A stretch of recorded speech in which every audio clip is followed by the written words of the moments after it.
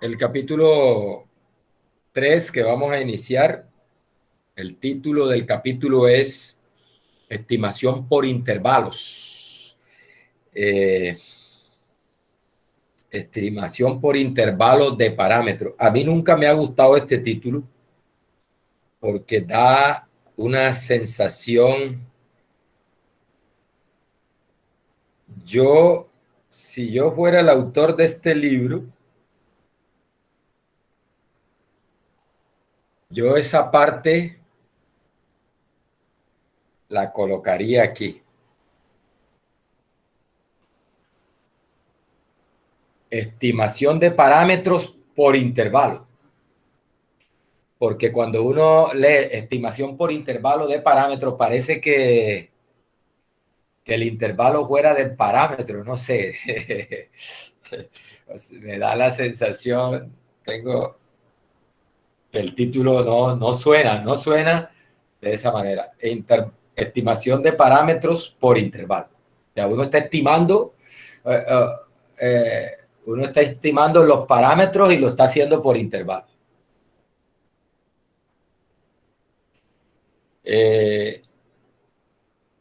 Entonces, ¿qué vamos a ver en este capítulo? Bueno, vamos a ver,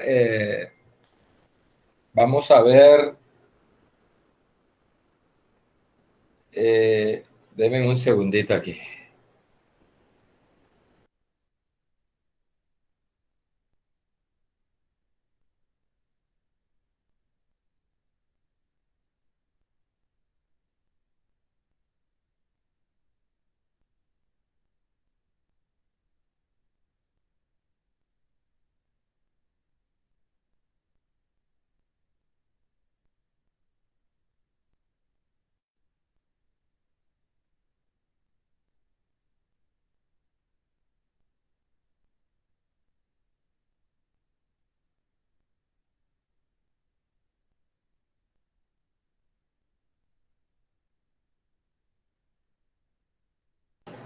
Bien, ¿qué vamos a estudiar en este capítulo? Bueno, inicialmente vamos a definir lo que es un intervalo de confianza.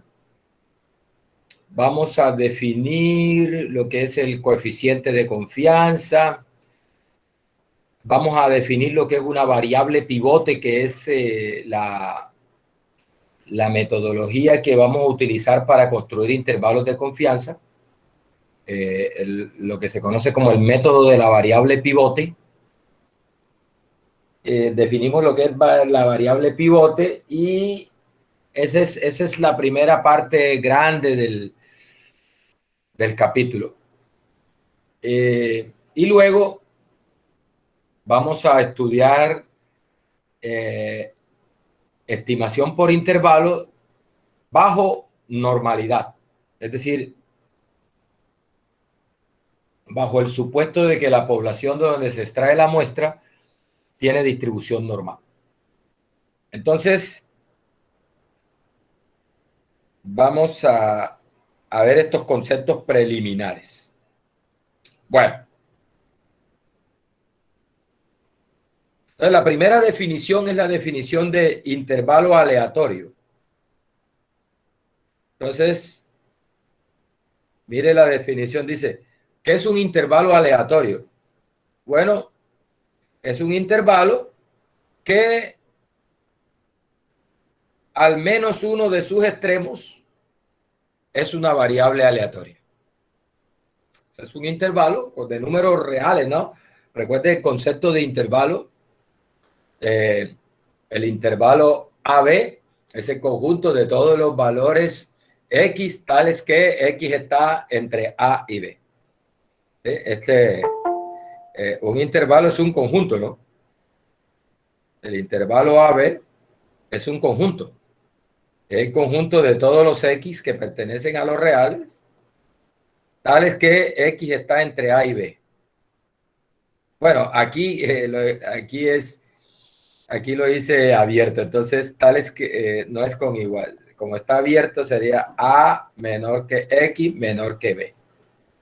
Es el conjunto de todos los valores que están entre X y B. Entre A y B.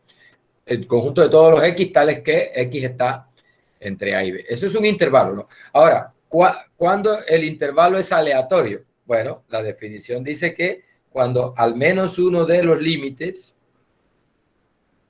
es aleatorio, es una variable aleatoria. Si al menos uno de los límites del intervalo es una variable aleatoria, entonces el intervalo se dice que es un intervalo aleatorio. Bien. Entonces, mire, vamos a definir lo que es un intervalo de confianza al 1 menos alfa por 100% de confianza. Entonces, mire la definición. Dice que tenemos una muestra aleatoria de una población con función de densidad f sub x de x teta. Teta pertenece a un espacio de parámetros y tenemos dos estadísticas. Una estadística T1 y una estadística T2 con la condición de que es seguro que T1 es menor que T2. Claro, porque recuerde que para poder definir, para que sea un intervalo válido, se necesita que el límite inferior sea más pequeño que el límite superior. A menor que B. O sea, siempre en la definición de intervalo se requiere que el límite inferior sea más pequeño que el límite superior. Entonces, por eso se da esta condición, ¿no? Como este T1 y T2 son estadísticas, o sea, son variables aleatorias, dependen de la muestra aleatoria, hay que tener cuidado porque qué tal que de pronto para alguna muestra que yo tome, el límite inferior me dé más grande que el superior, grave. Entonces, estas estadísticas son tales que la probabilidad de que la 1 esté por debajo de la 2 es 1. Es decir, es seguro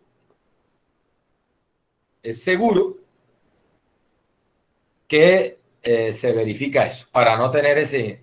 Bueno, y tenemos una función R de teta. Una función R de teta. Mire aquí, cuyo recorrido es el conjunto de los números reales. O sea, esta R de teta es un número real. ¿Sí? Mire que depende de teta. Teta puede ser un vector, ¿sí? Pero R de teta tiene que ser un real. ¿Sí? R de teta tiene que ser un real. Para que tenga sentido eso de que está entre dos valores, porque ustedes saben que ese ordenamiento solo se da en R1, ¿no? O sea, en R2 tú no puedes hablar de que un elemento de R2 es menor que otro, es mayor que otro, ¿no? R2 y mejor dicho, de 2 en adelante, esos espacios no son ordenados. Entonces, por eso se requiere que la función R de teta sea un número real. Entonces dice, el intervalo aleatorio, mire ahí está, el intervalo aleatorio es un intervalo, nótese que el límite inferior es T1, que es una estadística y por lo tanto una variable aleatoria, y el límite superior es T2, que también es una variable aleatoria. Dice que ese intervalo aleatorio se denomina un intervalo de confianza o confidencial para R de teta del 100 por 1 menos alfa por ciento de confianza, ojo, si se garantiza esta condición, que la probabilidad de que R de teta se encuentre entre esos dos valores es 1 menos alfa, ojo, donde ese 1 menos alfa es el que está acá. Es el valor. 1 menos alfa. A ese 1 menos alfa se le llama nivel de confianza. ¿No? Nivel de confianza. A este T1 se le llama límite de confianza o límite confidencial inferior y a T2 se le llama límite de confianza superior. O uno le dice simplemente límite inferior, límite superior. ¿Sí?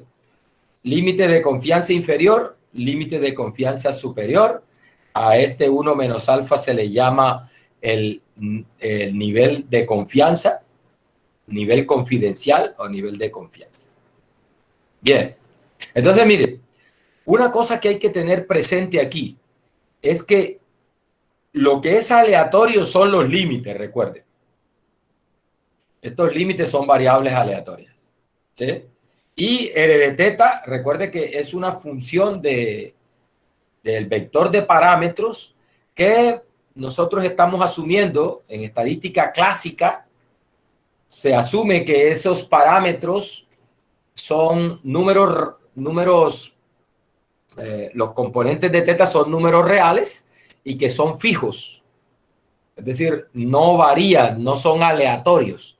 Por lo tanto, R de teta no es una variable aleatoria. R de teta no es una variable aleatoria. Aquí lo que es aleatorio es T1 y T2 porque dependen de la muestra aleatoria.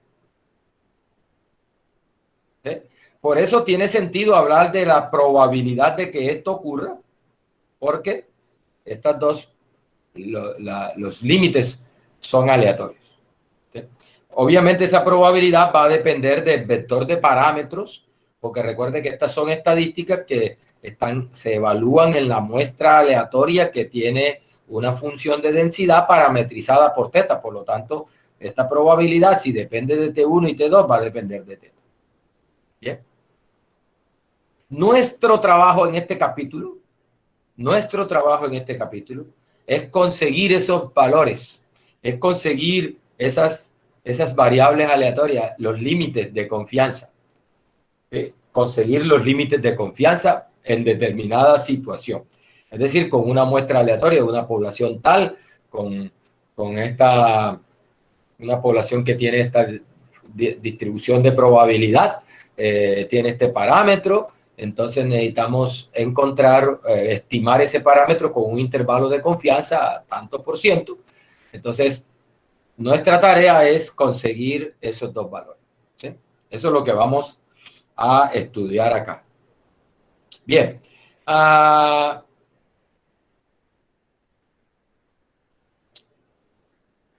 ¿Qué más dice aquí? Bueno, dice, bajo las consideraciones de la definición esta, o sea, bajo las mismas condiciones, una muestra aleatoria de tamaño n de esta población con función de densidad f sub x de x teta parametrizada por el vector teta. Entonces, mire lo que dice. Bajo las condiciones de esa definición, el intervalo T1, T2, mire que está en minúscula. Mire que está en minúscula. Cuando está en minúscula significa que ya aquí ya no es una variable aleatoria, ya estas T1 y T2 no son variables aleatorias, sino que ya son unos valores que he obtenido a partir de la evaluación de estas estadísticas en la muestra que tomé, en los datos que tengo de la muestra aleatoria. Es decir, aquí ya observé la muestra, tengo los datos y he reemplazado los datos en la estadística. Entonces, esos valores, ese intervalo, dice que es un intervalo particular de este. Cuando dice eso, lo que está diciendo es, mire, ya observamos la muestra, ya tenemos los datos y ya reemplazamos acá esa muestra, los valores de la muestra ya los reemplazamos acá y obtuvimos estos dos valores que ya no son aleatorios, sino que son numeritos obtenidos de acuerdo con la fórmula que me dé T1 y T2. Dice, ese intervalo se denomina estimación. Ojo, estimación por intervalo del 1 menos alfa 100% de confianza para R de teta. Para R de teta. Ojo, una cosa es el intervalo de confianza y otra cosa es la estimación por intervalo. La estimación por intervalo ya es ese intervalo de confianza evaluado en los valores de la muestra. ¿Bien? No me confunda las dos cosas. Una cosa es el intervalo de confianza y otra cosa es la estimación por intervalo. La estimación por intervalo ya es un intervalo real, no aleatorio, sino fijo, ¿sí?, que se obtiene a partir del intervalo de confianza. Bien. Bueno, aquí hemos definido lo que se conoce como un intervalo bilateral. ¿Por qué bilateral? Porque tiene dos lados el intervalo. Está como lentejo.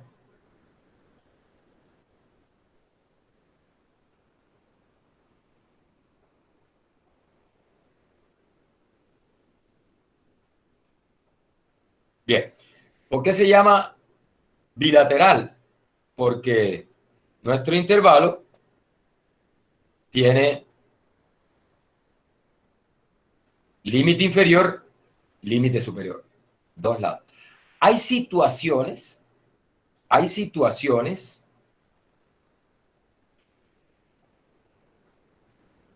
donde interesa, a veces no interesa los dos límites, sino que interesa uno de los dos. A ver, por ejemplo, cuando, por ejemplo, el fabricante de estas aparáticas, de estas tabletas, está interesado en determinar, y también el comprador también, ¿qué le interesa al fabricante de este dispositivo y al comprador? Le interesa el tiempo de vida útil, por ejemplo, de algún componente, por ejemplo, de la pantalla de esta tablet. El tiempo de vida útil. Nótese que para mí como comprador y para el fabricante también, ojalá que esta pantalla nunca se agote, nunca pierda su resolución, nunca pierda su capacidad, nunca pierda su luminosidad. Mejor dicho, nunca se dañe, nunca se opaque. Es decir, ojalá que el tiempo, el límite superior, mejor dicho, ojalá que no haya límite superior para el tiempo de vida medio de la pantalla, ¿ya? Pero sí nos interesa un límite inferior a tanto al fabricante como al que la compra, un límite inferior para la vida útil de la pantalla. ¿Por qué? Porque es el tiempo mínimo que debería durar la pantalla, ¿sí? Y eso es de interés. ¿Por qué? Porque a ese tiempo mínimo, a ese tiempo mínimo de duración, yo sé que de ahí en adelante yo tengo que estar preparado psicológicamente y económicamente para cambiar el aparato. Es decir, yo necesito saber cuánto es la vida útil como mínimo, ¿sí? Para, bueno, si me falla antes de esa vida útil, yo puedo reclamar al fabricante. Por eso, los fabricantes, por ejemplo, dan una garantía, ¿no? Y también al fabricante le sirve ese dato de cuánto es el tiempo promedio mínimo útil, de vida útil, por ejemplo, para establecer cuestiones de garantía. Entonces, no, esta pantalla se la garantizamos por tantos años. En estos días compré una lavadora y me dijeron, no, esta lavadora tiene, el motor de la lavadora tiene una garantía de 10 años. O sea que ellos están seguros que ese bendito motor va a trabajar 10 años. ¿Ya? Entonces, si ese es el límite inferior, ¿sí? Para el fabricante y para mí, ojalá que ese motor nunca se dañe, ¿no? Hasta más infinito. Pero tengo un límite superior e inferior que son 10 años. Si ese motor me falla antes de esos 10 años, yo puedo reclamar la garantía.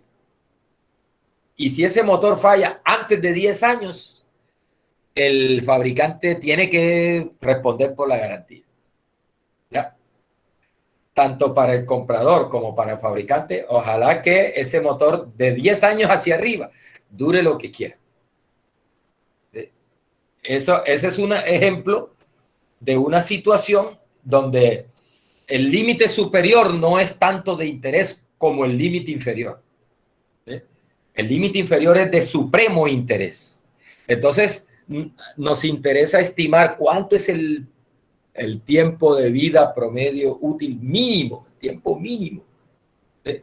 No el máximo, sino el tiempo mínimo.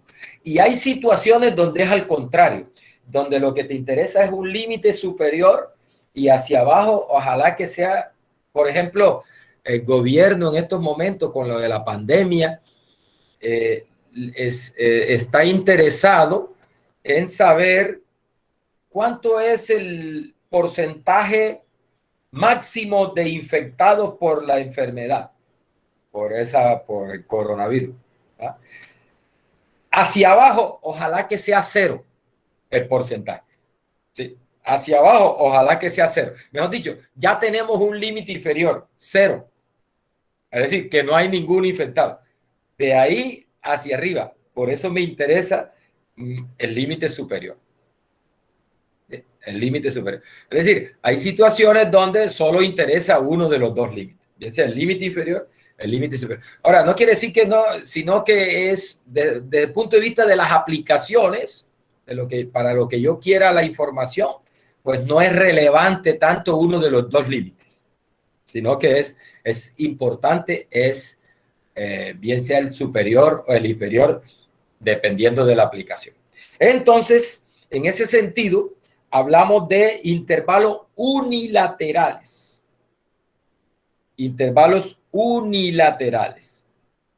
Entonces, acá lo que me definen es un intervalo unilateral. En la definición 315. La misma situación, mire, tengo una muestra aleatoria de una población con función de densidad f sub x de x teta. Tengo r de teta, una función que quiero estimar. Y aquí hay una condición para r de teta. Está entre dos valores, ¿no? Por ejemplo, una que uno usa mucho aquí, por ejemplo, cuando teta es el parámetro de una Bernoulli.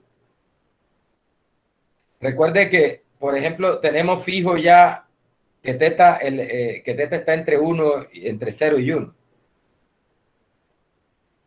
0 y 1. Teta está entre 0 y 1. O sea, son valores fijos donde uno sabe que se encuentra la función de teta. Ya eso está establecido. Hay situaciones.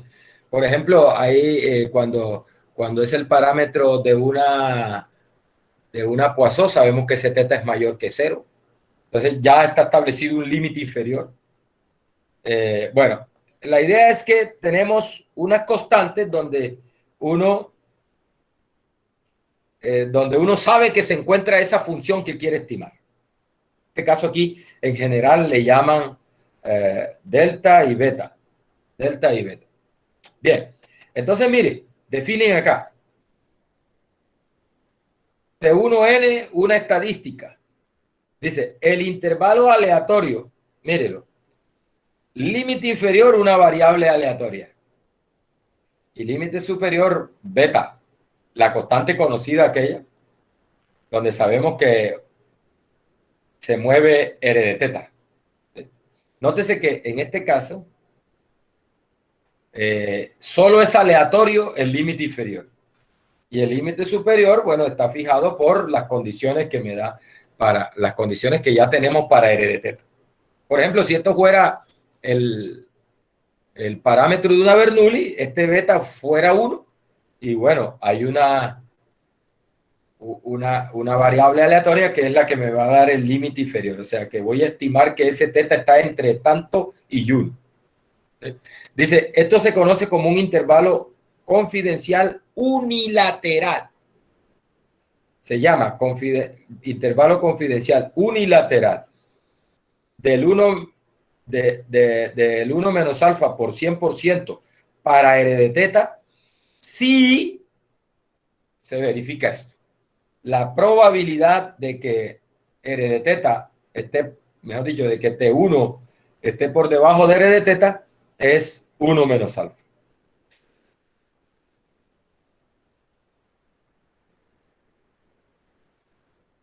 Bueno, acá dice que probabilidad que no depende de teta.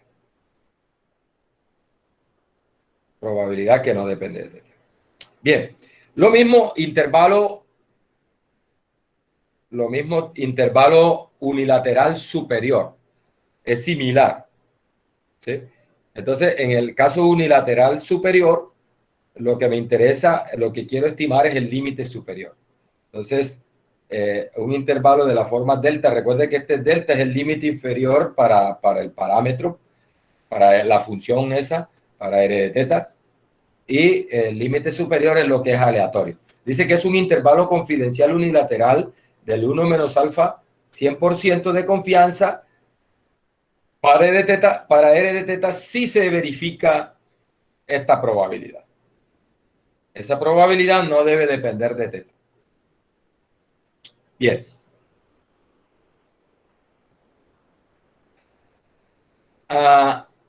Bueno, en el caso de los unilaterales, por ejemplo, en el unilateral inferior, esa variable T1, N, se conoce como el límite confidencial inferior unilateral, y en la T2N se conoce como, esta T2N se conoce como límite confidencial superior unilateral para R de teta. Bueno, mire, este teorema es importantísimo. Dice que si tú tienes una muestra aleatoria de una población con función de densidad f sub x de x y tienes unas estadísticas T1 y T2, tales que T1, T2 es un intervalo confidencial para teta. Ojo, para teta. Dice, si R de teta es una función estrictamente monótona con dominio teta y recorrido un subconjunto de los reales, entonces, mire que R evaluado en T1, R evaluado en T2, dice, es un intervalo confidencial para la imagen de teta bajo R cuando ésta es estrictamente creciente. Y nótese que se invierten las cosas cuando la R es decreciente. Mire, R en T2, R en T1 es un intervalo confidencial para R de teta cuando la función es decreciente. ¿Qué es lo que están diciendo aquí? Mire, se lo explico con un caso, con un ejemplo particular. Mire, ¿qué es lo que está pasando? Vamos a suponer que estimamos, yo tengo un estimador, yo tengo una estimación por intervalo para sigma cuadrado. Es decir, yo tengo que sigma cuadrado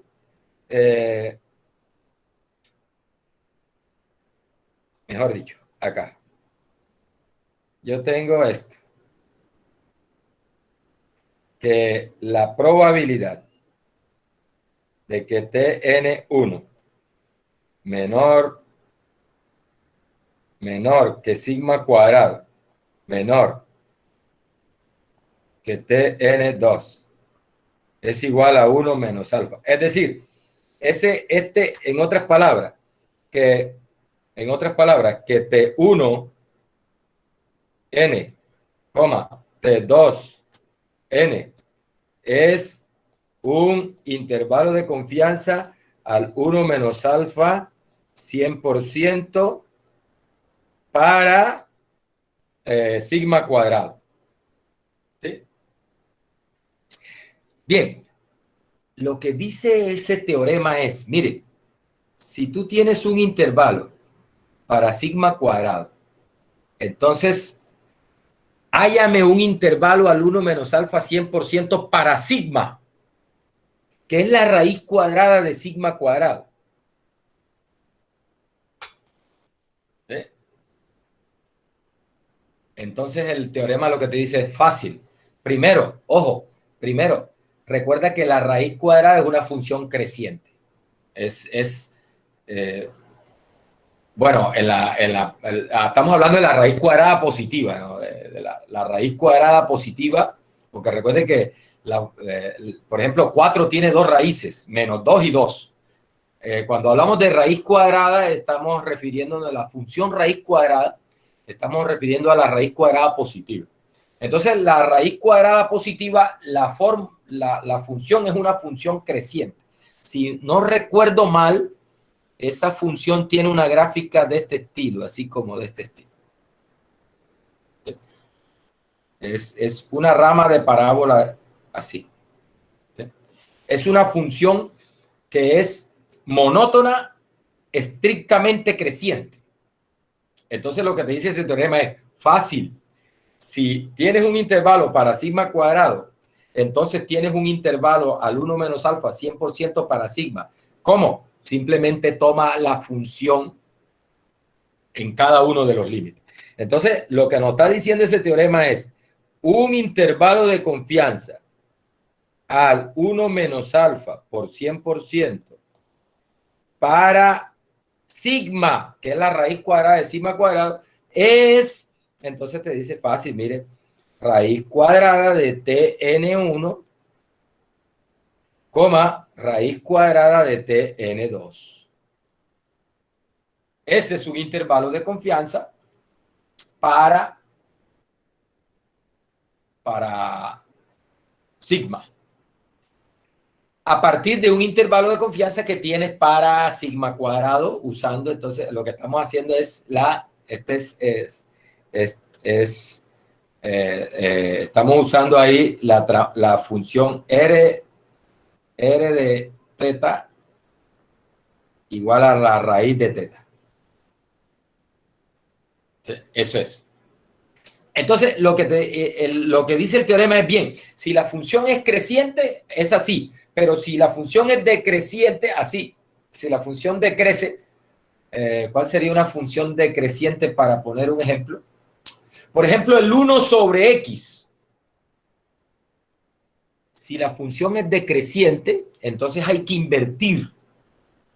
Hay que invertir. Por ejemplo, se me acordé de esa función que es una función decreciente. Mire, si yo quiero, por ejemplo, bueno, tengo un intervalo para sigma cuadrado. Hallemos un intervalo para 1 sobre sigma cuadrado. Entonces,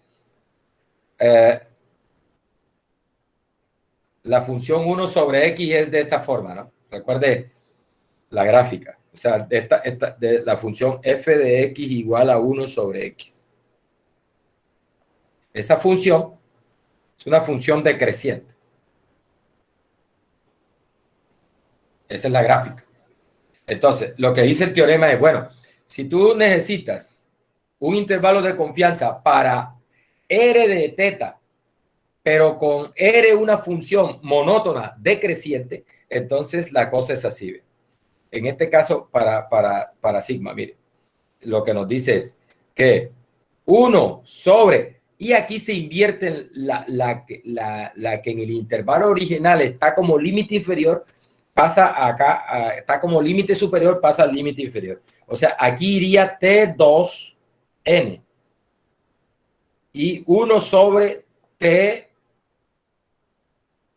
T1N. Este intervalo es un intervalo al 1 menos alfa 100% para, en este caso, para 1 sobre sigma cuadrado. ¿Listo? Eso es lo que nos está diciendo el teorema. Mejor dicho, en resumen, lo que nos dice es, bueno, tienes un intervalo para teta, listo, T1, T2, listo. Tienes una función creciente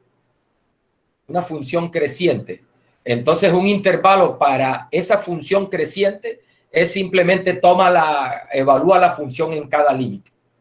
Y listo, queda igual. Pero si la función es decreciente y necesitas un intervalo para esa función que es decreciente, entonces toma la función en los límites, pero tienes que invertir. Tienes que invertir. Recuerda que si no inviertes,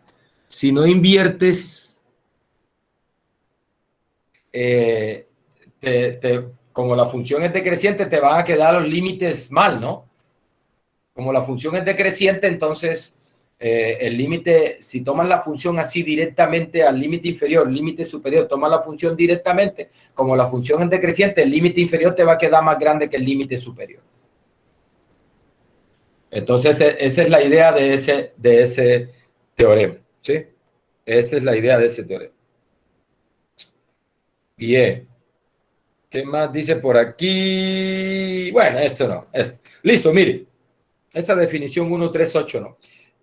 Habla de lo que es una región confidencial. Ese es para el caso de más de una dimensión, de cuando tengo, por ejemplo, teta en R2, o sea, el vector de parámetros, por ejemplo, tiene dos componentes, entonces yo puedo hallar una región de confianza. Eso lo ven con más, eso se ve en multivariado. Ay, bendito. Un momentico, me está sonando el teléfono fijo aquí.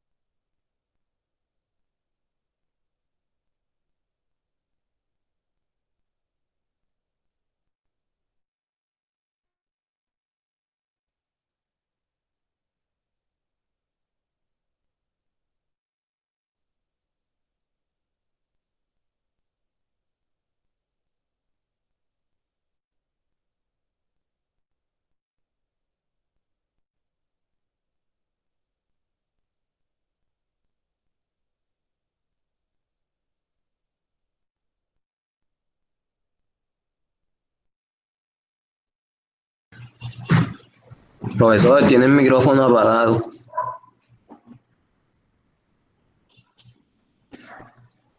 Bien, mire, gracias por avisarme, se me había olvidado. Mire, cuando en caso de análisis multivariado,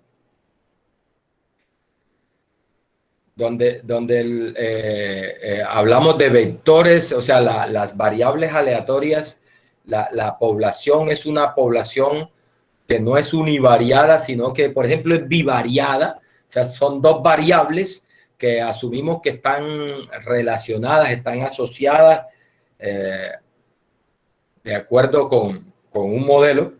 Entonces, por ejemplo, la población, los elementos de la población son vectores, ¿no? X1, X2.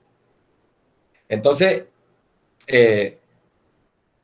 allá uno estudia que esa población, que es una población bidimensional, por ejemplo, tiene una distribución normal, dos variada, y tiene un vector de media μ1, μ2.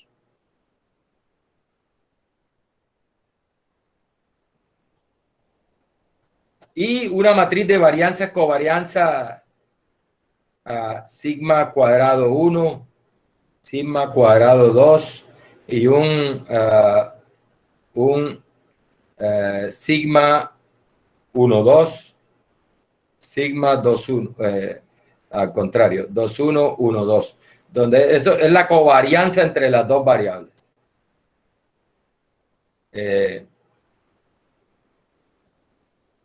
Entonces, 2, 1, 1, que es el mismo, es el mismo valor, porque esa matriz es simétrica. Y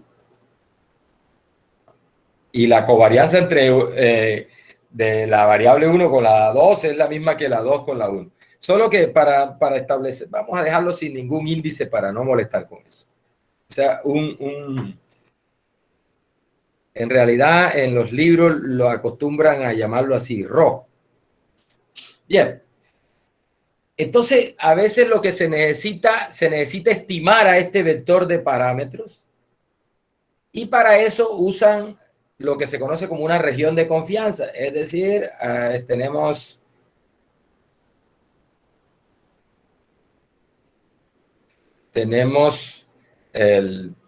un sistema de coordenadas R2 y digamos que aquí está la variable X1 y aquí está la variable X2 y cuando se hace estimación con regiones de confianza, lo que se hace es que se consigue una región, como lo dice el nombre, una región donde uno espera que se encuentre para, este sería para, por aquí está mu2, o sea, uno estima que mu2 está variando acá y que mu1 está variando acá. Y entonces, ahí tenemos una región de confianza para mu1, mu2. Entonces, ¿cómo se construye esa región de confianza? Esa región de confianza se construye de tal manera que la probabilidad de que el vector mu1, mu2 se encuentre en esa región. La probabilidad de que... vamos a ver. O sea, se construye de tal manera que la probabilidad de que el vector mu1, mu2 pertenezca a esa región sea precisamente 1 menos alfa. O sea, la probabilidad de que el vector mu1, mu2 se encuentre en la región esta, no R, ¿no? Sino región. Una región, en la región, sea 1 menos alfa. Entonces, a esa región se le conoce como una región de confianza para el vector mu1, mu2. Ya, lo que están definiendo ahí es que este concepto, o sea que cuando incluso ahí lo definen en el nivel, a nivel de una dimensión mayor o igual que 2, mayor, o sea, mayor que 1, cualquier dimensión. Es una región, es una región en el espacio de parámetros donde que cumple con la condición de que la probabilidad de que el parámetro se encuentre en esa región es de 1 menos alfa. En realidad, estas regiones, en análisis multivariado se ve que las regiones no son en realidad rectangulares, sino que la región óptima para eso es de tipo elíptica. O sea, en realidad uno allá ve que en realidad la región no es rectangular. Mejor dicho, esta región rectangular sería la región bajo el supuesto de que las variables, mejor dicho, no tienen ninguna asociación. Entonces uno calcula los límites de confianza de mu1 por aparte, los límites de confianza para mu2 por aparte y arma el producto cartesiano de esas dos cosas y eso le da región. Pero en el caso multivariado, la región en realidad es en forma elíptica. La región es en forma elíptica. Y la forma de la elipse,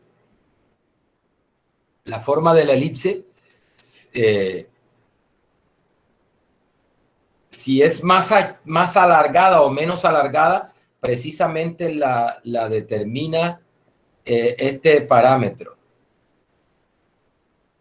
el ρ, es el que determina cómo es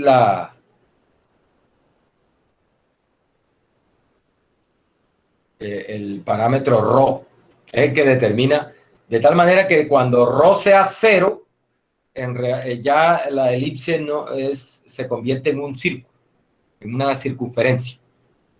Eso es lo que es una región de confianza. Esas regiones de confianza se utilizan bastante en casos de análisis multivariado, ¿no? Nosotros acá no vamos a trabajar con ellas. Pero bueno, eso es lo que definen acá, lo que es una región confidencial. Bien, muchachos, entonces ahora sí, después de haber definido el concepto de intervalo de confianza, intervalo confidencial, el concepto de nivel de confianza, el concepto de intervalo unilateral, vamos a mirar entonces cómo hacemos para nuestro trabajo. Es en una situación particular de una población que tenga tal función de densidad, tomamos una muestra de tamaño n, hay un parámetro que estimar y necesitamos encontrar un intervalo de confianza para ese parámetro o para una función de ese parámetro.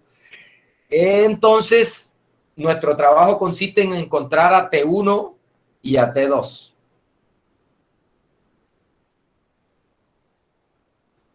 ¿Sí? Ese es nuestro trabajo. ¿Cuál es la forma de T1 y cuál es la forma de T2? Listo. Para eso usamos, para encontrar ese T1 y T2, usamos el método de la variable pivote. Entonces vamos a definir ahora lo que vamos a entender por una variable pivote. Aquí está la definición. Mucho cuidado con esta definición.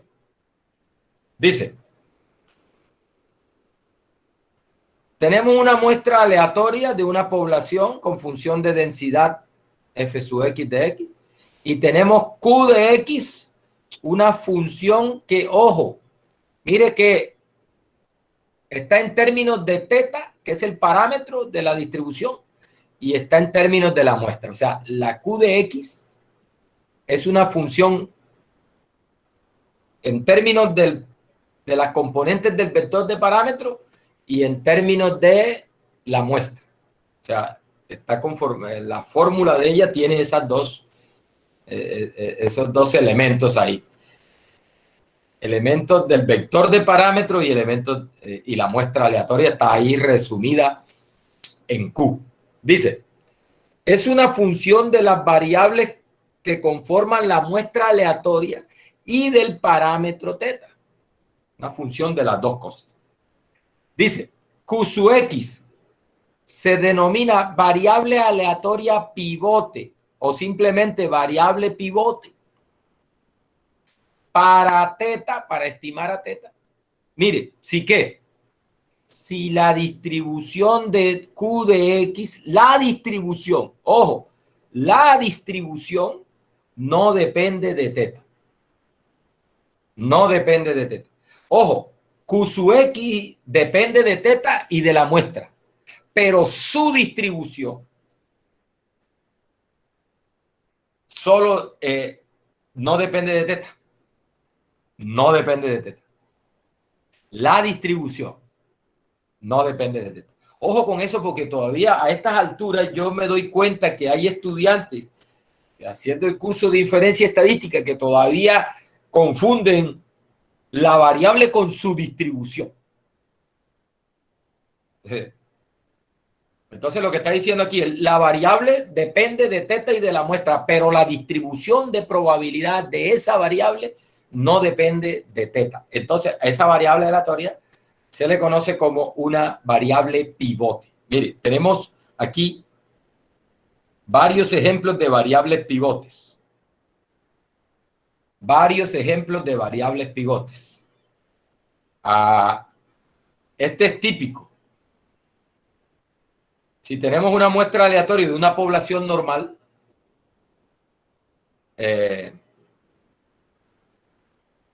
una variable aleatoria de una población normal con media teta y varianza sigma cuadrado conocida, entonces eso, mire que esa es una variable pivote. ¿Por qué? Bueno, mire, ella depende de la muestra. Aquí está la muestra en la media, ¿no? Recuerde que la media es la suma de los xy dividido n. O sea, aquí está la muestra. Y mire que depende de teta. Depende de teta. ¿Sí? O sea, esta es una Q. Esta es una Q sub X. Listo. La función, la variable depende de teta y de la muestra. Y su distribución. ¿Qué distribución tiene eso? Desde chiquito estamos viendo esto. Y desde que iniciamos el curso hicimos un repaso de esto. Esta variable aleatoria tiene una distribución que es normal. Mire que es la media estandarizada. Ese es, si la población de donde se extrae la muestra es normal, entonces esta variable aleatoria tiene una distribución normal 0, 1. Porque mire que es la media estandarizada. ¿Listo? Note que esta distribución normal estándar no depende de teta. No depende de teta. ¿Por qué? Porque su media es 0 y su varianza es 1. No está teta por ahí por ningún lado. No está teta por ningún lado en la distribución. En la distribución. No está teta. Porque la distribución es normal 0, 1. O sea, es una distribución netamente conocida, ¿no? No depende de teta. Bien. Bueno, esto es lo que dicen acá. Es una normal 0, 1. No depende de teta. Mire, otro ejemplo. Este. Es parecido al anterior, solo que aquí, allá ya es el caso donde este caso se dice que conocen a sigma. Este caso es donde no se conoce sigma. Entonces, en lugar de sigma va la desviación estándar muestral. Esta variable aleatoria, mire que depende de teta y de la muestra. La muestra ahora está aquí en la media y está en la desviación estándar muestral, ¿no?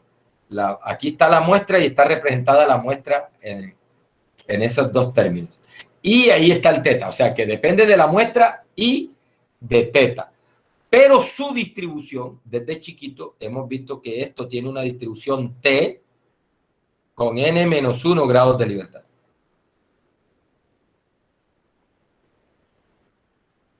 Esa es una T con n-1 grados de libertad. El único parámetro de una T son los grados de libertad.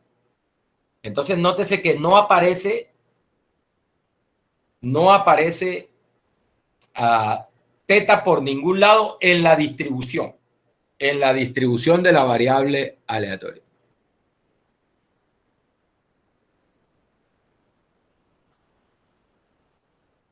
Bien. Aquí hay otra, mire, típica. Esta también es una variable pivote, que son las variables pivotes que hemos usado para construir los intervalos de confianza bajo normalidad. Mire, esta variable aleatoria, que es n-1 por el s cuadrado por la varianza muestral sobre sigma cuadrado. Mire, depende de la muestra y depende de sigma cuadrado. Nótese que no depende de teta. Recuerde que la media es, si la media es teta, mire que la media no está acá, la media poblacional, ojo, teta, la media poblacional, porque la media muestral sí está, mire, pero la media poblacional no está en esa variable aleatoria. Entonces, recuerde que esa variable aleatoria, mire, depende de la muestra y depende de sigma cuadrado. Y su distribución, desde pequeño, desde por allá el primer semestre, en el curso de Fundamento, Probabilidad y Estadística 1 o 2, se muestra que esta variable aleatoria sigue una distribución chi cuadrado con n-1 grados de libertad. Nótese que la distribución no depende de sigma. No depende de sigma. Entonces, esta sería una variable pivote para estimar a sigma. Bien. Bueno, esto que está acá, lo que están diciendo acá es que justificando que Q sub X definido así, cuando se desconoce la varianza, esa Q sub X definida de esta forma tiene una distribución T. Bien. Bueno, muchachos, miren. Listo. Una vez has identificado a una variable pivote,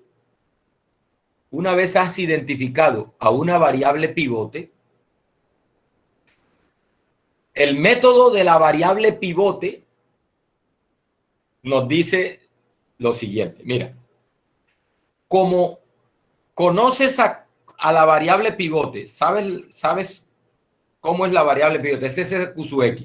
Recuerde, esta variable pivote depende de teta y de la muestra, ¿no? Depende de teta y de la muestra. O sea que aquí en esta fórmula, que es Q sub X, la fórmula de Q sub X, está teta y está la muestra, ¿sí? Recuerde, por definición de variable pivote. Y además, la distribución de Q sub X la conocemos y no depende de teta, que es lo que queremos estimar. Por lo tanto, tú puedes encontrar con la distribución de Q sub X, puedes encontrar una constante A y una constante B que te garantice una probabilidad de 1 menos alfa, que es el nivel de confianza para el intervalo,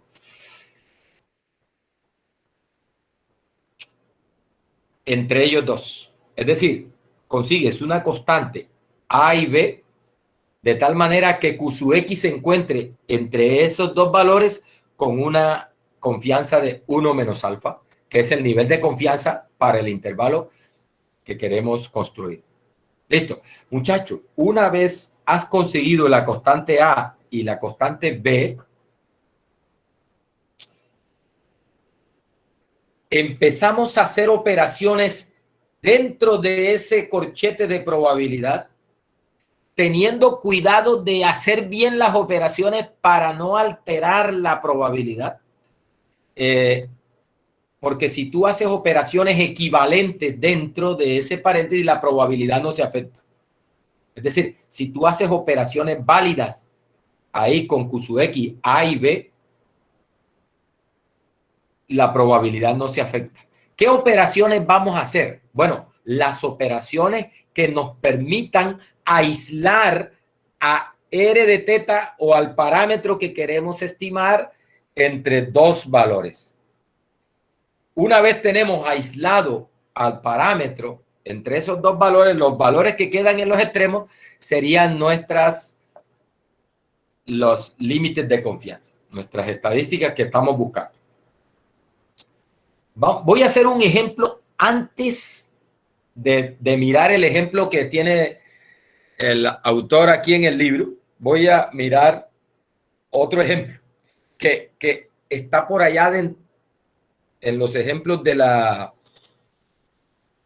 para el caso de la distribución normal, ¿no? De poblaciones normales. Voy a usar una de estas variables pivotes que nos están dando acá. Voy a usar esta. A manera de ilustración. Es de este de Mew. Está por ahí en los libros. Incluso creo que tengo el video de esta clase, en el video de esta clase del semestre pasado, que ya estábamos en pandemia cuando di esta clase el semestre pasado, hice esta.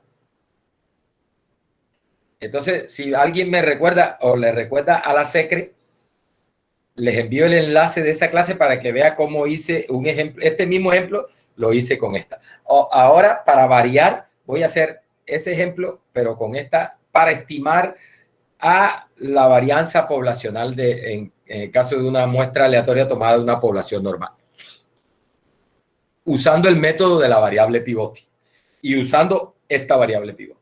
Bien, entonces mire, ¿cuál es el problema? El problema que tenemos es que queremos estimar a sigma cuadrado. que queremos estimar a sigma cuadrado con un intervalo de confianza al 1 menos alfa 100%, asumiendo que tenemos una muestra aleatoria de tamaño n de una población que es normal. Bien, entonces sabemos que bajo esas condiciones, por lo que acabamos de ver en la página anterior, bajo esas condiciones de una muestra aleatoria de una población normal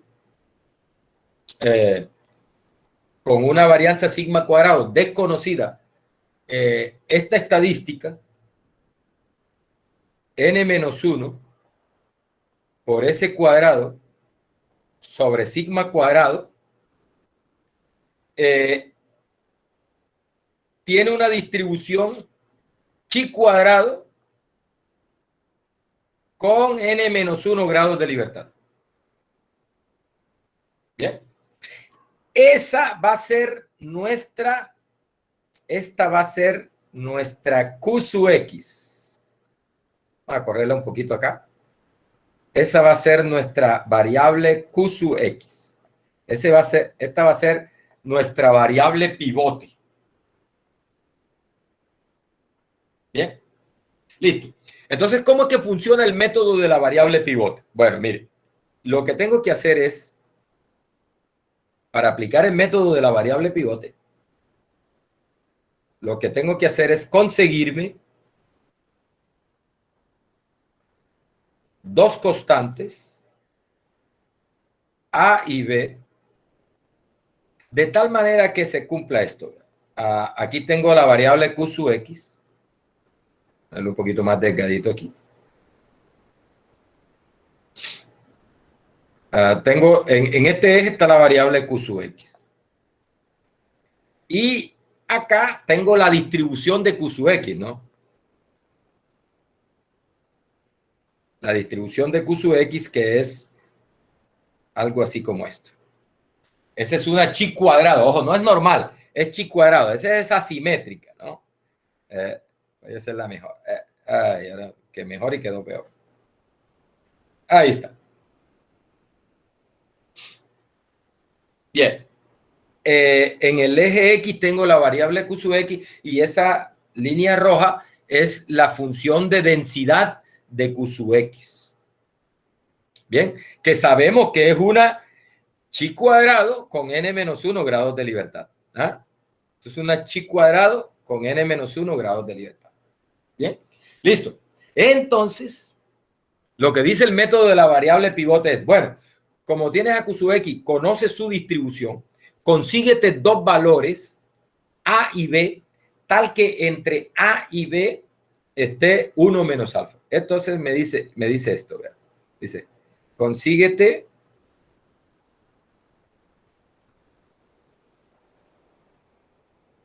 vamos a hacerlo aquí. Consíguete un A y un B. Este le llamamos A y este le llamamos B.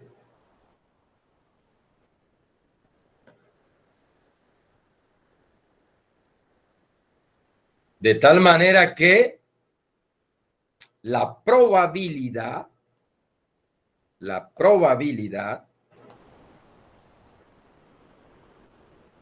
de que Q sub X esté entre A y B sea 1 menos alfa. Bien. Listo. Es decir, debo conseguirme A y B de tal manera que aquí entre A y B se encuentre, tenga yo esa probabilidad, 1 menos alfa. Bien, muchachos, mire, una cosa aquí de advertencia. No hay una única forma de encontrar a y B. Hay infinitos A y B que te cumplen con esa condición. Solo que, bueno, de hecho, aquí en este libro, el autor encuentra los valores óptimos de A y B. ¿Qué significa óptimos? Que te dan el intervalo más corto posible. sea, se escoge a A y a B que me dé 1 menos alfa entre ellos dos de probabilidad, pero que la distancia entre A y B sea lo más corta posible. ¿Listo? Y ahí se obtiene una fórmula, pero eso no se usa. Eso no se usa. En la práctica, eso no se usa. ¿Qué es lo que se usa en la práctica? En la práctica se usa lo siguiente. Como yo necesito 1 menos alfa en el centro y toda el área es 1, significa que en estas dos colas de la distribución yo debo tener, en las dos colas debo tener alfa.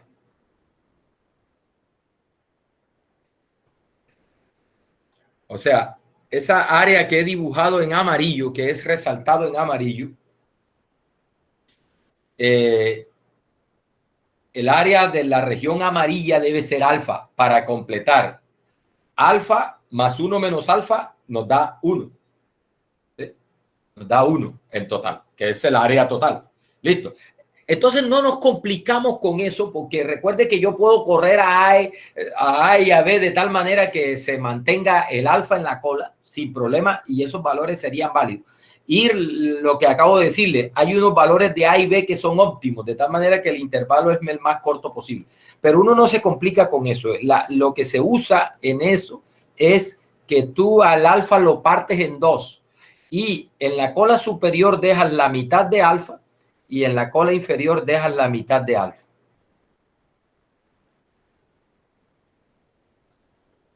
¿Bien? Y te buscas el valor de A y de B que cumpla con esa condición. Vamos a fijar el alfa para hacer el ejemplo numérico. Entonces, y claro, otra cosa que tenemos que saber de acá son los grados de libertad que dependen del tamaño de la muestra. Entonces, suponte, por ejemplo, que tenemos, ya para poner datos a la cosa, para ponerle datos a la cosa para hacer, suponte que tenemos que n es igual a 15, o sea, tengo una muestra aleatoria de tamaño 15, y suponte que te mandan a calcular, a buscar un intervalo de confianza al 95%, que es lo usual, ¿no? O sea, alfa te lo fijan en 0.05. ¿Bien? Entonces, ya con esa información podemos encontrar al A y el B. Con esa información podemos encontrar a A y a B. Entonces, mire, ¿cómo hacemos?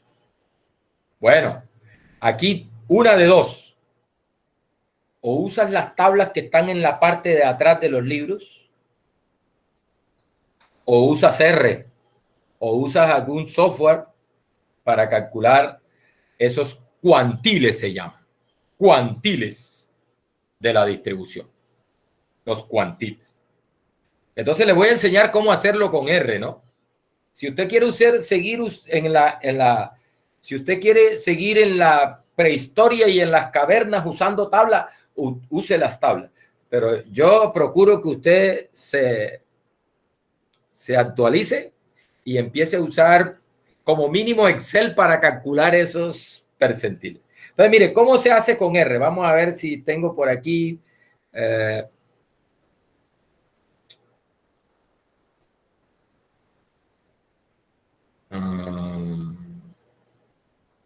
Vamos a abrir una ventanita nueva por aquí.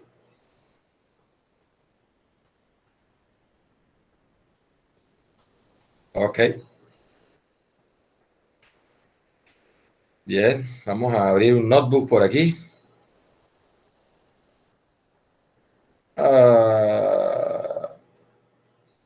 Yo creo que aquí... Bueno, vamos a hacerlo aquí, que ahí tengo una que como que estimación por intervalo, que es del curso de probabilidad y estadística 2. Vamos a hacerlo aquí.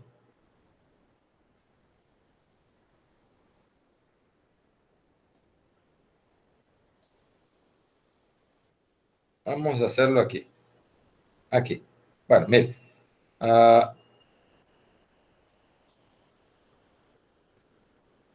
Vamos a insertar uno de código acá. Aquí, listo. Vamos a ponerlo más grandecito para que usted vea, porque ahí no se está viendo bien. Está muy pequeño. Ahí. Ahí. Bien, mire. Entonces, para encontrar esos cuantiles, recuerde, yo necesito dejar 1 menos alfa en el centro. Alfa es 0.05, es decir, necesito dejar 1 menos 95% en el centro. Entonces, en las colas me debe quedar en la cola inferior la mitad de alfa y en la cola superior la otra mitad de alfa. Entonces, mire cómo se halla eso. Tú usas la función Q-Chisq. Q-Chisq. Le entregas para encontrar el inferior, para encontrar el de abajo, el límite inferior, el A, para encontrar el A, le entregas la mitad de alfa. O sea, le entregas 0.05 entre 2. ¿Sí? Y le entrega los grados de libertad, que es lo que necesita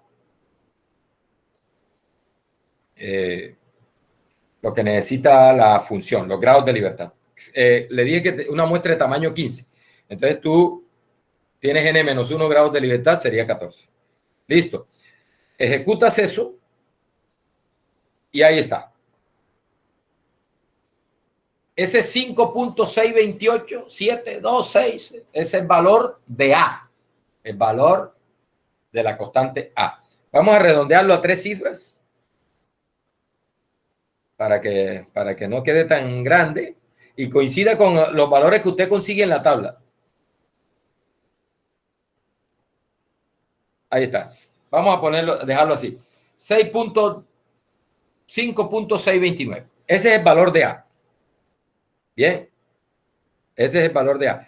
Es decir, que la probabilidad 5.629 menor que Q sub X y menor que, ahora falta el de arriba.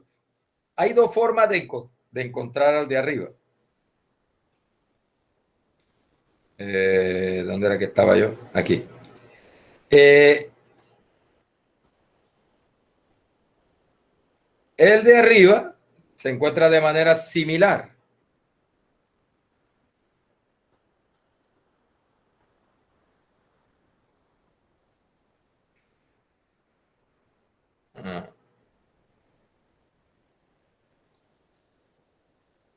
Estoy como cogiéndole el hilo a la cosa, pero lo que pasa es que esta cosa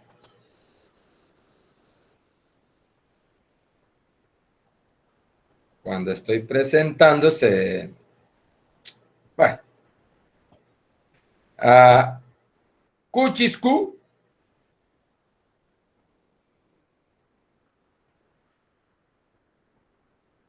pero ahora se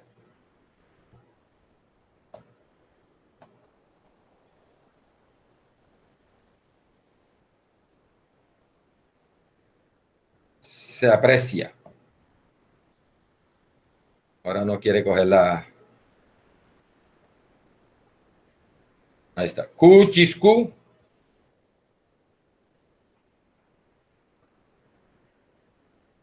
Cuchiscu. Le entregan la probabilidad. Recuerde que estas funciones de R para calcular probabilidades y para calcular cuantiles y eso funcionan con área hacia abajo. Hay dos formas de hacerlo. Entrégale 1 menos la mitad de alfa y los grados de libertad, o le entregas la mitad de alfa y le dices que te la calcule hacia arriba, como quieras. O sea, puede ser así, mire. O sea, le entregas el área hacia abajo. El área hacia abajo es, recuerde que el área hacia abajo, como tengo la mitad de alfa en la cola superior, alfa medio en la cola superior, entonces hacia abajo tengo 1 menos la mitad de 1 menos alfa medio, para que todo te dé 1, ¿no? Entonces tú puedes decirle aquí 0.05 sobre 2 y le da los grados de libertad. 14. Bien. Ahí está, mire. 26.11, vamos a redondearlo a 3 cifras. Bien. Ahí está. 26.119. 26.119. La otra forma de hacerlo es así, muchachos. Mire, Q chis Q. Le entregas alfa medio. Le entregas alfa medio 0.05 sobre 2. Y le entregas los grados de libertad, 14. Y le dices que quieres área hacia arriba. Lower punto tile igual, y le dices falso. Porque por defecto, bueno, yo creo que con la F ahí mayúscula funciona. Lower tile falso. Ahí está, mire que es el mismo valor. Le entregas la mitad de alfa y le dices, quiero el área hacia arriba. Área hacia arriba.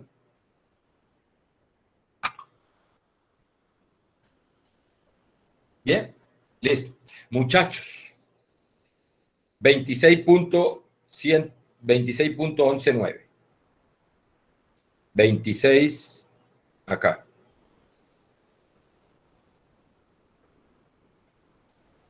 Vamos a traérnoslos para acá. 26.119.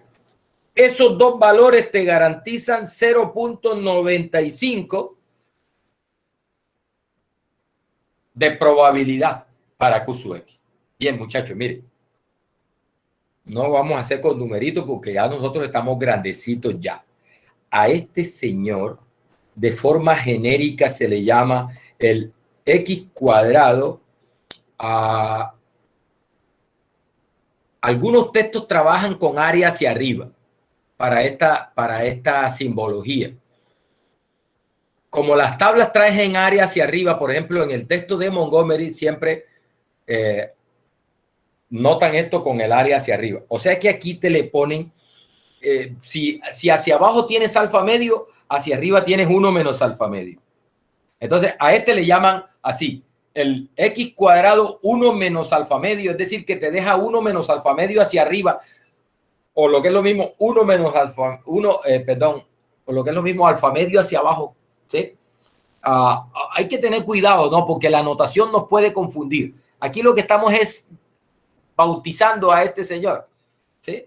Y le damos los grados de libertad. 14. En general, muchachos, esto es, se le llama el n con n menos 1. Así. Ese es el valor inferior. Y a este superior se le nota como chi cuadrado. El área que nos deja hacia arriba es alfa medio. N menos 1. Y vamos a hacerlo en forma general, ¿cierto? Y aquí, obviamente, este sería el 1 menos alfa, ¿cierto? Ahí está. Es decir que nosotros nos conseguimos estos dos valores, de tal manera que la probabilidad de que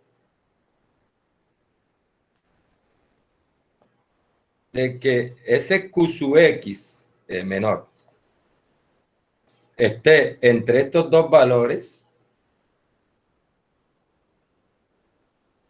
sea igual a 1 menos alfa. Solo que ahí se los hice con un ejemplito particular. Aquí es menor estrictamente. Solo que ahí se los hice con un ejemplito particular cuando el alfa es 0.05, cuando el n es 14. Esos valores serían este valor, este toma el valor de 5,629 y este toma el valor de 26,119. Ya aparece caso particular. Bueno, ahora sí. De aquí, muchachos, es donde partimos, vean. De acá. Partimos de ahí. ¿Y qué hacemos? Recuerde que esta es la variable pivote y este es el valor de A y de B que me habla ya en la metodología, ¿no? En el método de la variable pivote. Me dice, consíguete un valor de A y un valor de B tal que se cumpla eso. ¿Sí?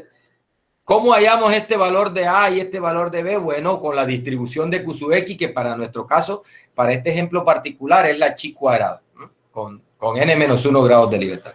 Bien, para no escribir tanto, le voy a llamar A y B, ¿oyeron? A y B para no escribir tanta cosa. Recuerde que este Q sub X es n-1 s cuadrado sobre sigma cuadrado. Entonces, mire, ¿cómo es que hacemos? Entonces, aquí empezamos a hacer operaciones. Vean. Voy a llamarle a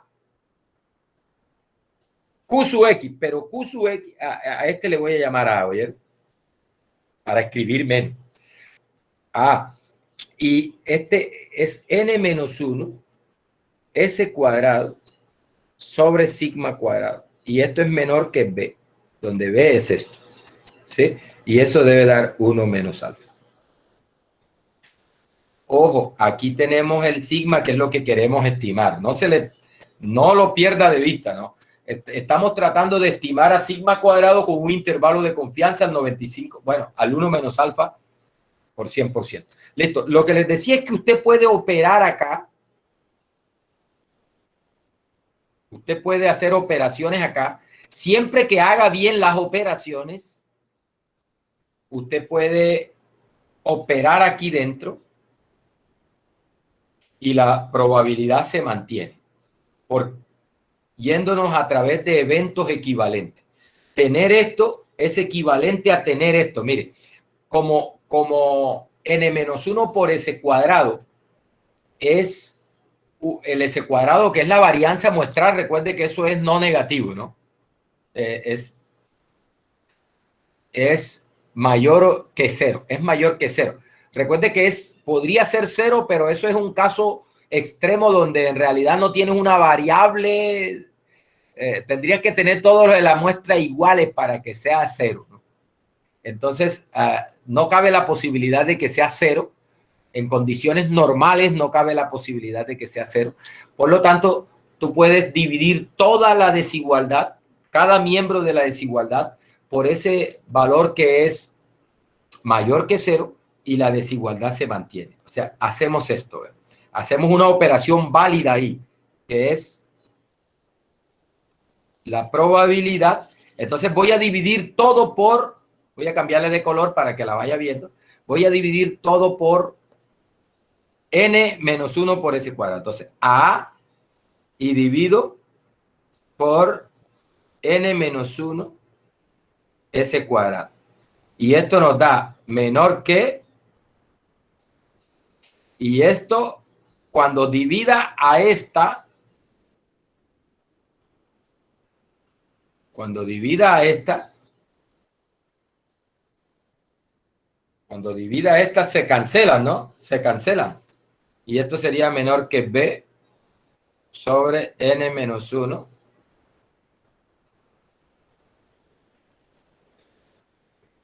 por s cuadrado. Y esa probabilidad sigue siendo 1 menos alfa porque, ojo, tener esto es equivalente a tener esto. Son dos cosas equivalentes. ¿Por qué son equivalentes? Porque he hecho operaciones válidas que son válidas esas operaciones ahí, por lo tanto no se altera la desigualdad y sigue siendo, esta expresión sigue siendo equivalente. Tener esto es lo mismo que tener esto. Bien, ahora vamos a tomar la inversa. Vamos a tomar la inversa. Recuerden lo que les dije, cuando tomamos la inversa, mejor dicho, si tú tienes que, esto incluso uno lo puede ver como una propiedad de las desigualdades. Si tú tienes que A es menor que B, con A y B obviamente, en este caso positivas, A y B positivo y mejor dicho así, vea, que es nuestro caso ahí. Cuando tú tomes los inversos, entonces va a ocurrir que 1 sobre A se invierten las cosas. Es mayor que 1 sobre B. O sea, al tomar los inversos en una desigualdad, se invierte la desigualdad.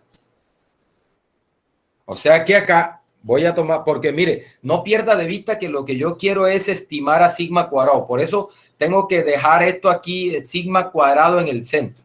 Ahí no tengo sigma cuadrado. Ahí tengo a 1 menos sigma, a 1 sobre sigma cuadrado. Entonces necesito invertir eso para dejar a sigma cuadrado en el centro. Entonces, al tomar la inversa acá, hay que tener cuidado porque la desigualdad cambia. Le quedaría a n menos 1 por s cuadrado sobre a menor que sigma cuadrado. Perdón.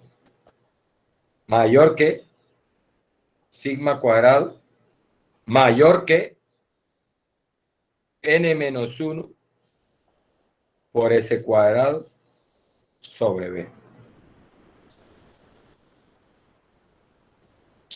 ¿Listo? Y la desigualdad se mantiene. Esa probabilidad, perdón, la desigualdad no, la probabilidad se mantiene. Esta probabilidad sigue siendo 1 menos alfa. ¿Ah? 1 menos alfa. Listo. Ahora lo que toca es organizar la desigualdad sobre B. Bien. Ahora esto es equivalente a esto. ¿Vea? Esa desigualdad, así como está ahí, es equivalente a esta. Probabilidad n menos 1 por s cuadrado sobre b menor que sigma cuadrado menor que n menos 1 por s cuadrado sobre a. Y esto es 1 menos alfa. Listo, muchachos. Ahí tenemos T1N,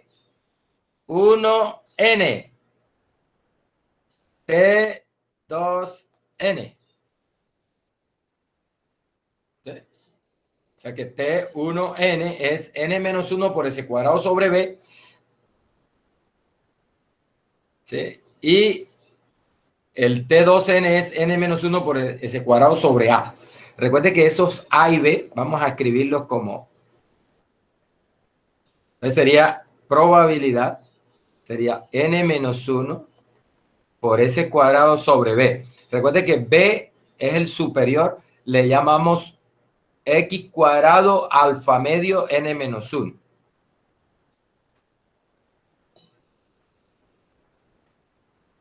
Chi cuadrado alfa medio N menos 1. Menor que sigma cuadrado, menor que N menos 1, S cuadrado sobre chi cuadrado, 1 menos alfa medio, N menos 1. Y eso es 1 menos alfa. Esa probabilidad. Muchachos, ya, listo.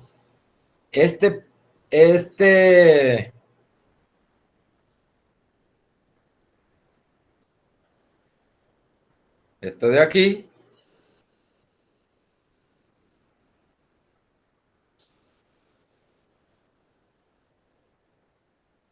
este de aquí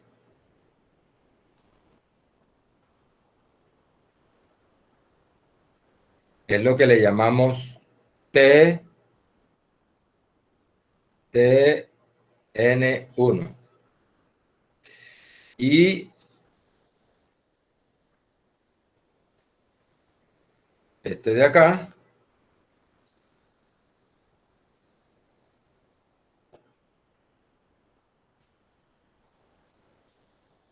¿qué pacho, Pacho?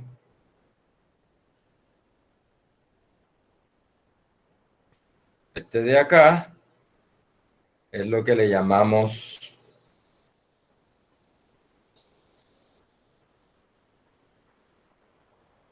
el TN2. Bien, ahí está. Ahí está. Se llama el método de la variable pivote. Método de la variable pivote. Recuerde, este valor de acá se saca de la distribución y depende del nivel de confianza que te pide, de la distribución de Q sub X.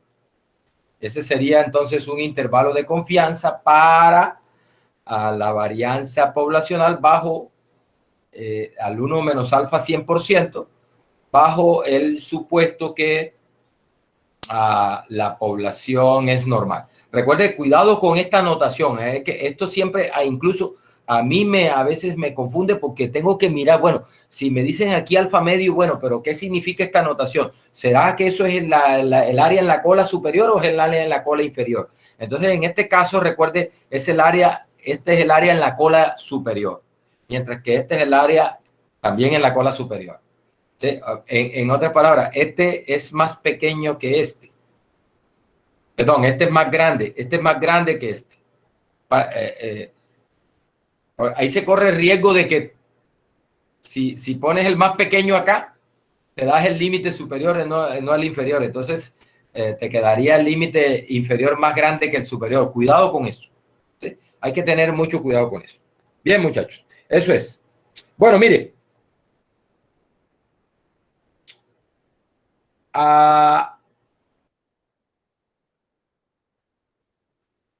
Este ejemplo que trae el texto dice, determinar un intervalo de confianza para el parámetro teta basado en una muestra aleatoria de una población con función de densidad exponencial. ¿Sí? Entonces viene el autor y dice, bueno, la variable aleatoria esta, y sub i igual 2 teta por xy, tiene distribución exponencial con parámetro un medio. Hecho que se reconoce de la siguiente manera. Bueno, ahí lo que sigue ahí es demostrar que eso efectivamente es así. Muchachos, pero ojo, eso parece sacado de la manga, ¿no? Bueno, ¿y cómo se le ocurrió a este señor que esa variable le sirve y que esa variable le sirve para construir una variable pivote y sirve como variable pivote ahí? ¿Cómo se le ocurrió? ¿Sí? Es una cosa que él ahí saca de la manga y no me muestra, ay, ¿cómo sacaste eso? ¿Sí? ¿Cómo te diste cuenta de eso y que esa te sirve? Bueno, más adelante, en la próxima clase, vamos a ver un método para hallar variables pivotes. Nótese que en este caso todavía lo único que he dicho es, bueno, tenemos una variable pivote, eso significa que conocemos la forma de ella, que tiene a teta y a la muestra y su distribución no depende de teta, y por lo tanto podemos usar esa variable pivote para hallar los dos valores A y B, de tal manera que se garantice 1 menos alfa en el centro, y a partir de ahí, pero no te he dicho cómo hallar variables pivote. Bueno, esas que les mostré ahí porque son típicas y que uno viene trabajando con ellas en el caso normal, uno viene trabajando con esas variables hace rato. ¿Sí? Pero la pregunta es, bueno, ¿de qué manera yo puedo encontrar variables pivotes? Bueno, esa variable pivote que él está usando aquí, en la próxima clase les muestro cómo se saca. Hay un método que se llama el método de la variable pivote general. Entonces, que nos dice cómo encontrar variables pivotes. Cómo encontrar una variable pivote general. Bien, muchachos, mire, lo que viene acá, aquí usa el método de la función de distribución para demostrar que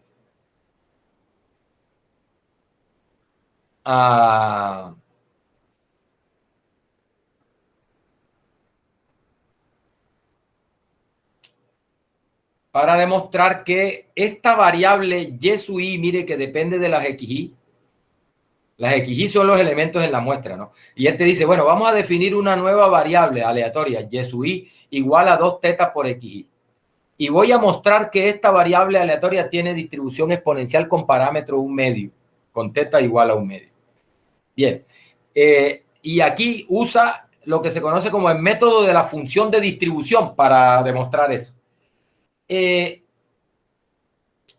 Entonces, mire, la función de distribución de y sub i evaluada en y es igual a la probabilidad para mi gusto, yo le pondría antes recordar que esa f de y sub i en y es igual a la probabilidad de que y sub i sea menor o igual que y minúscula. Pero bueno, ahí para mi gusto falta ese pedacito. Y este y sub i es el 2 teta xy. ¿Listo? 2 teta xy menor o igual que y. Bien. Ahora este 2 teta, ojo, este teta de la exponencial recuerde que la exponencial se define para este parámetro es un valor positivo, ¿no? Ese teta es mayor que 0. Entonces tú puedes dividir tú puedes dividir la desigualdad por 2 teta y la desigualdad no se te altera porque 2 teta es positivo. Entonces, mejor dicho, a multiplicar todo por 1 sobre 2 teta, aquí te queda el xy solito y eso te queda menor o igual que y sobre 2 teta. Muchachos, esta xy, por ser una muestra aleatoria de esta población, tiene esta distribución. ¿Sí? Entonces, para mi gusto también, a este señor aquí le hace falta, le faltó matarla de una ahí, porque él se complica acá. Él se complica aquí. Este es un complique. O sea, coge la función de distribución y entonces deriva eso para hallar la densidad y entonces y encuentra que la densidad es, pero no necesita, porque si yo logro mostrar que la función de distribución de una variable aleatoria es única y si tiene esa forma, recuerde que para la exponencial es 1 menos e a la menos teta x. Es 1 menos e a la menos teta x. Si tiene esa forma es exponencial. Mejor dicho, si tú consigues una variable aleatoria cuya distribución tenga esta forma,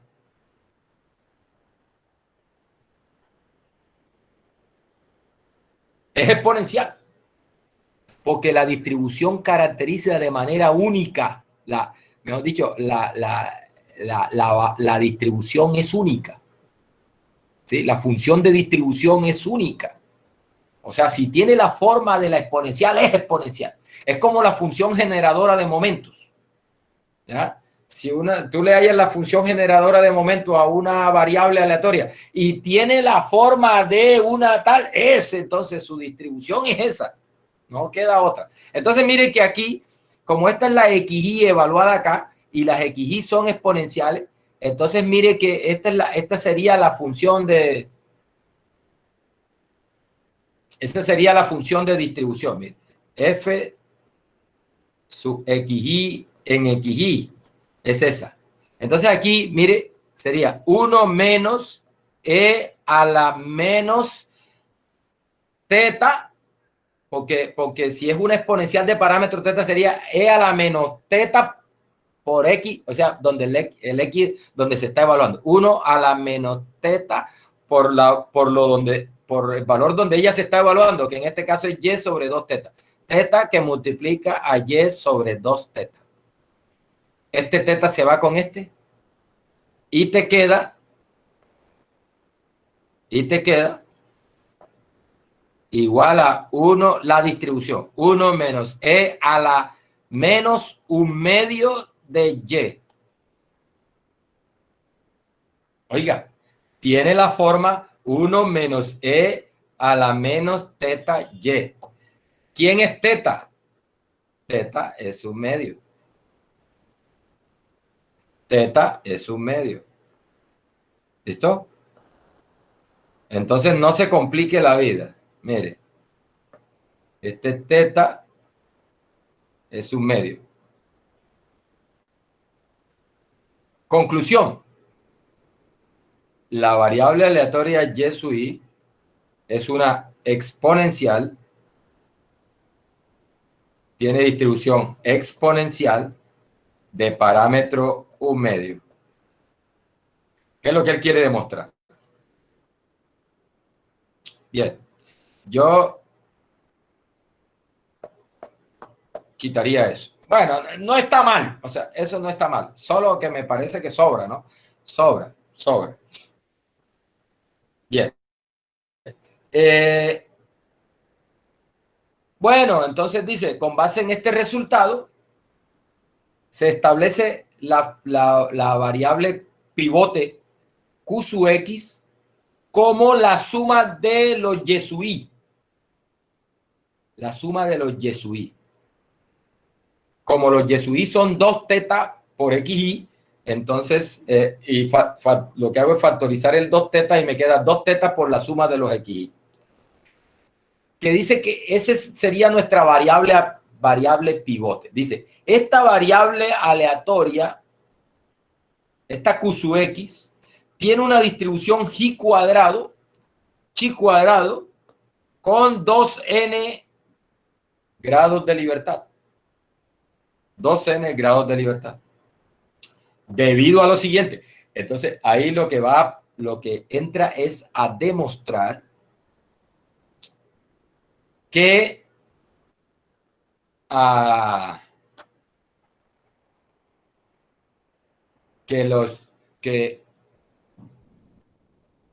la función generadora de momentos de los Y sub I, de Q sub X, tiene esa forma tiene esa forma de la distribución chi cuadrado. Para mi gusto, a este señor, yo hubiese escrito esto así, ¿ve?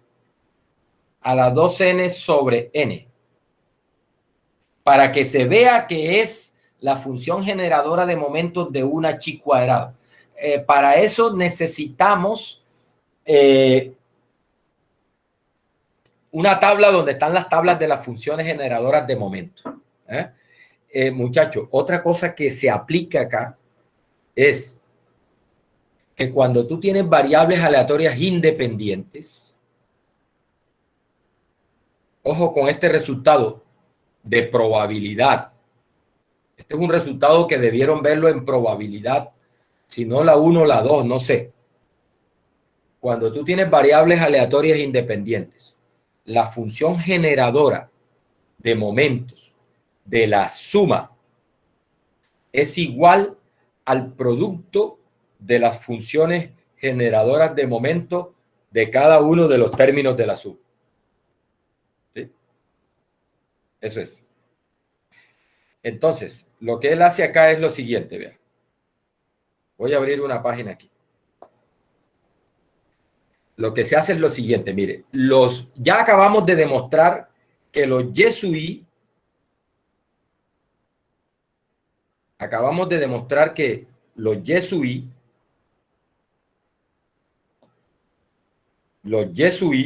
que recuerde que es 2 teta por XY, acabamos de demostrar que tienen distribución exponencial de parámetro un medio. Eso es lo que acabamos de demostrar. Por lo tanto, la función generadora de momentos de los Y sub I, evaluada en T, eso tiene que, necesitamos una tabla donde está eso. La función generadora de momentos de los Y sub I, evaluado en T, como los Y sub I son exponencial, entonces es, acá está, es esta vez, un medio sobre un medio menos T. Ay, ¿eso de dónde salió? Bueno, búscate unas tablas donde están las funciones generadoras de momentos de las distribuciones más conocidas. Ahí encuentras eso. Entonces, si es una exponencial de parámetro teta en general, la función generadora de momento es teta sobre teta menos t. Como en este caso es un medio, teta es un medio sobre 1 medio menos t. Eso es. Bien. Listo. Esa es la función generadora de momentos de cada uno de los Yesui.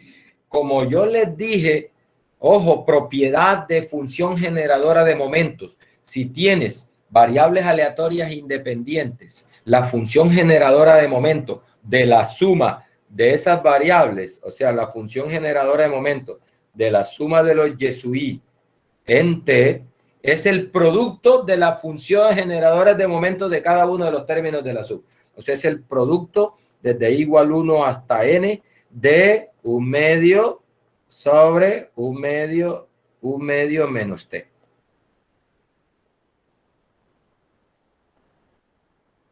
Bien. Mire que es la misma función por ella, misma, n veces. 1 medio sobre 1 medio menos t por 1 medio sobre 1 medio menos t por 1 medio sobre 1 medio menos t. Entonces esto es el producto de todos esos términos que son iguales. Entonces es 1 medio sobre 1 medio menos t, todo esto elevado a la n, y eso es lo que él muestra allá. Pero yo doy un pasito adicional. Esto es 1 medio menos t elevado a la 2n sobre 2. Ay, ¿eso para qué? Bueno, para que se vea que esto es la función generadora de momento de una chi cuadrado con 2n grados de libertad. ¿Sí? El término que queda aquí son los grados de libertad. El término que queda acá son los grados de libertad. Y aquí, mejor dicho, te queda 1 medio por los grados de libertad. Y el 1 medio debe quedar acá. ¿Ah? 1 medio y 1 medio aquí y los grados de libertad. Esa es la función generadora de momentos de una chi cuadrado. Recuerde, la función generadora de momentos te caracteriza a la distribución de la variable. Si tiene la forma de una chi cuadrado, entonces ella, la suma, es chi cuadrado. O sea que se acaba de demostrar que la suma de los Yesui igual a la suma, igual a 2 teta por la suma de los xy, tiene una distribución chi cuadrado con 2n grados de libertad. Listo, muchachos. Esta sería nuestra variable pivote. Esta es nuestra Q sub x.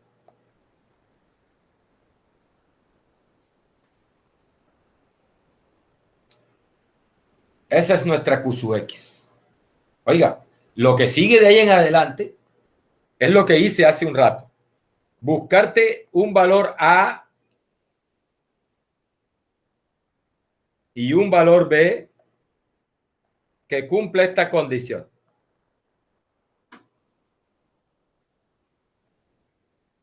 Bien. Y empezar a operar ahí hasta aislar en este caso a teta. Mire, ya sabe cómo se consigue el A y el B con la distribución. Q chis Q. En este caso los grados de libertad no es n-1, sino 2n. El A entonces lo consigue de esa forma, el B lo consigue de un numerito concreto. Un numerito concreto que se saca de la distribución chi cuadrado. ¿Y cómo quedaría esto? Mire, probabilidad A menor que 2 teta suma de los xy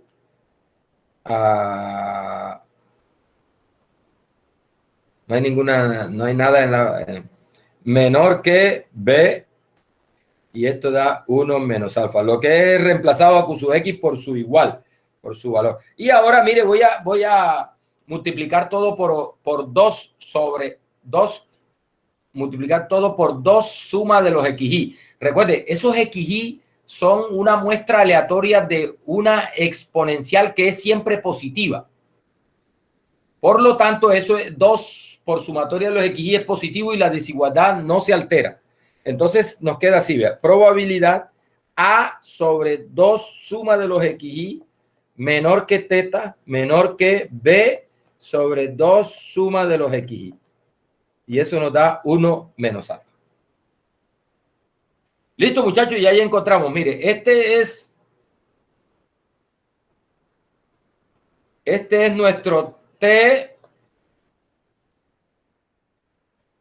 N1 y este es nuestra TN2. Recuerde, ¿qué es A y qué es B?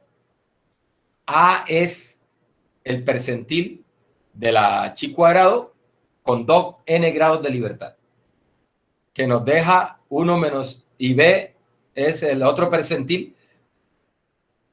La idea es que entre A y B debemos tener un área de 1 menos alfa en la distribución chi cuadrado.